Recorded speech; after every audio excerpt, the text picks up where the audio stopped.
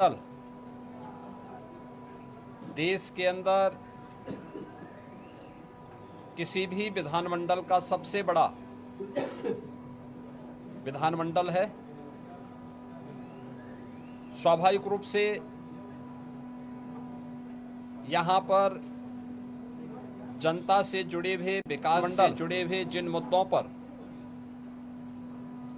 माननीय जनप्रतिनिधिगण चर्चा करते हैं, देश के अंदर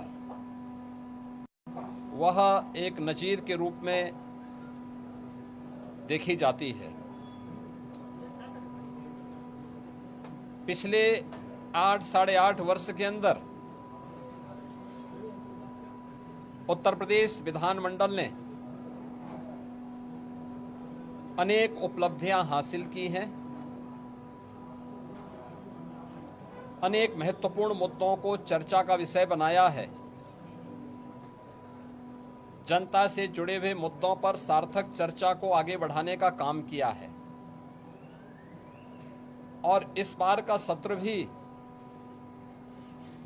काफी महत्वपूर्ण सत्र है। इसमें जनता से जुड़े हुए मुद्दों को लेकर 25 करोड़ की आबादी की आकांक्षाओं को पूरा करने के उद्देश्य से विधायिका की भूमिका किस रूप में आगे बढ़ती है, इन सब पर बहुत महत्वपूर्ण एजेंडे के साथ हम लोग इस सत्र में, यहाँ पर मानसून सत्र में यहाँ पर उपस्थित हुए हैं। आज से सत्र प्रारंभ होगा, तो सत्र प्रारंभ होने के साथ ही क्वेश्चन आवर, जिसमें माननीय सदस्यों के द्वारा जनता से जुड़े हुए महत्वपूर्ण मुद्दों को प्रश्न पूछे जाएंगे। 0 आवर में अपनी बातों को रखा जाएगा और सरकार की तरफ से उन सब का एक सार्थक जवाब भी उपलब्ध करवाया जाएगा। इसके साथ ही अन्य महत्वपूर्ण मुद्दों पर मानसून सत्र है, तो स्वाभाविक रूप से बाढ़ से वे मुद्दे भी उठ सकते हैं। इसके अलावा अत्यधिक बारिश के कारण जल जमाव से जुड़े हुए मुद्दे भी उठेंगे। सरकार के स्तर पर क्या कार्रवाई हो रही है, स्वास्थ्य से, शिक्षा से जुड़े हुए मुद्दों पर सरकार ने पिछले 8-8.5 वर्ष के अंदर जो कुछ भी किया है, इन सब मुद्दों पर भी परिचर्चा होगी। यह सत्र इस बार का इसलिए भी महत्वपूर्ण होगा कि आदरणीय प्रधानमंत्री जी की प्रेरणा से देश की स्वाधीनता दिवस का अमृत काल का यह 3रा वर्ष है और इस 3रे वर्ष में यद्यपि प्रधानमंत्री जी ने देश की स्वाधीनता दिवस के अवसर पर पूरे देशवासियों को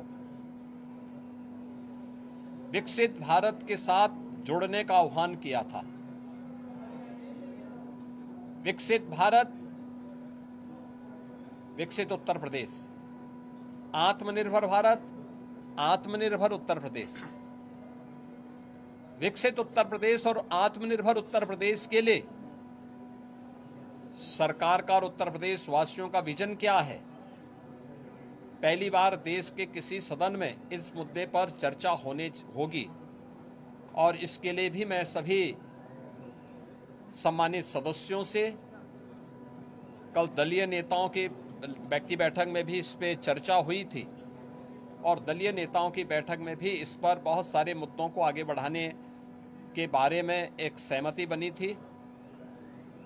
13 और 14 अगस्त को लगातार 24 घंटे तक उत्तर प्रदेश विधानमंडल में इस पे चर्चा होनी है और चर्चा के बाद सरकार के द्वारा कैसे इस विजन डॉक्यूमेंट को नीति आयोग के मार्गदर्शन में, विशेषज्ञों के सहयोग के साथ आम जनता के साथ साथ हर तबके के नागरिकों की सहभागिता इसमें सुनिश्चित हो, इसको लेकर के विस्तृत कार्य योजना की घोषणा भी हम लोग सदन में करेंगे और उस कार्यक्रम को आगे बढ़ा करके आगामी 25 वर्ष की कार्य योजना को लेकर के सरकार अपने विजन को सदन के पटल पर रखेगी और उस कार्यक्रम को एक समय सीमा के अंदर तैयार करते हुए विकसित भारत, विकसित उत्तर प्रदेश के इस संकल्प को आगे बढ़ाने की चर्चा का केंद्र बिंदु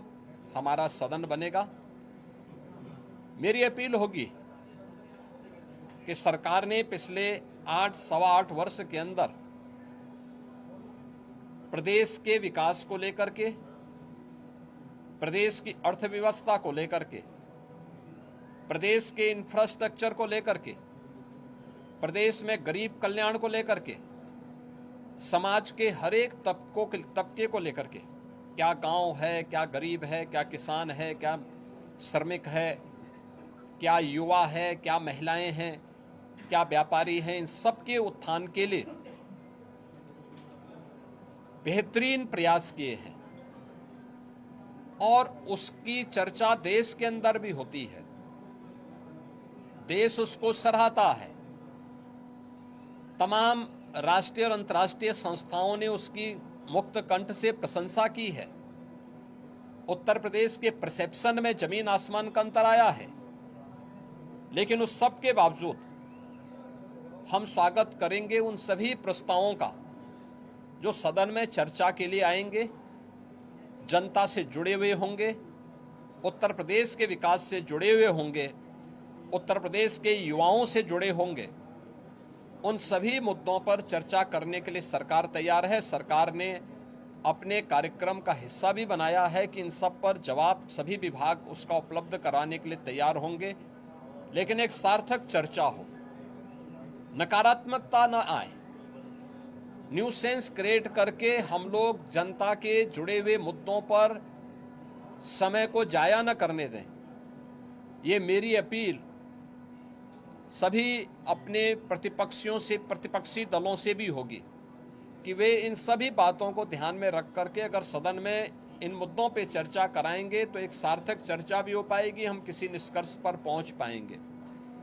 लेकिन अगर वह अनावश्यक व्यवधान पैदा करके न्यूसेंस क्रिएट करेंगे तो जनता की अदालत में स्वयं ही प्रदेश की जनता जनार्दन उन्हें कटघरे में खड़ा करने का कार्य करेगी और सदन में इन मुद्दों पे चर्चा हो, वे चर्चा भी करें, अपने प्रश्न भी पूछें।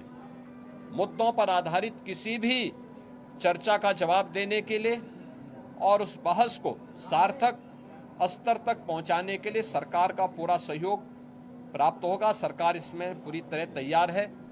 मैं एक बार फिर से उत्तर प्रदेश विधानमंडल के सदन की कार्रवाई को प्रारंभ होने के अवसर पर प्रदेश भर से आए हुए सभी माननीय सदस्यों का हृदय से स्वागत करता हूं और मुझे विश्वास है कि स्वाधीनता दिवस के पूर्व हम लोग उत्तर प्रदेश के विजन डॉक्यूमेंट को प्रदेश के अंदर चर्चा का केंद्र बना करके आम जनमानस को पहली चर्चा का केंद्र विधान भवन, हमारी विधानसभा, विधान परिषद में इस पर हो और उसके उपरांत आम जनमानस के भी हम इस मामले में सुझाव लेंगे, अलग अलग तबके के सुझाव लेंगे। फिर इसको लेकर के हम लोग उन सुझावों को कलेक्ट करने के साथ ही उत्तर प्रदेश को एक व्यापक कार्य योजना देने में सफल होंगे। वो विजन डॉक्यूमेंट के रूप में विशेषज्ञों के साथ मिलकर के आगे बढ़ेगा और जब भारत 2047 में विकसित होगा तो उत्तर प्रदेश भी विकसित भारत की यात्रा में विकसित उत्तर प्रदेश बनकर के तैयार हो। इस विश्वास के साथ यह चर्चा का केंद्र बिंदु हमारा सदन बन सके। सभी सम्मानित सदस्यों से मेरी अपील होगी, इस पूरे कार्यक्रम में भाग लेने वाले सभी सम्मानित सदस्यों को मेरी शुभकामनाएं हैं। धन्यवाद। अखिलेश यादव ने 24 घंटे सदन चलाने को लेकर कहा है कि पागलपन है। देखिए, ये विकास के प्रति सरकार और भारतीय जनता पार्टी की प्रतिबद्धता है। स्वाभाविक रूप से उनके एजेंडे में विकास नहीं है।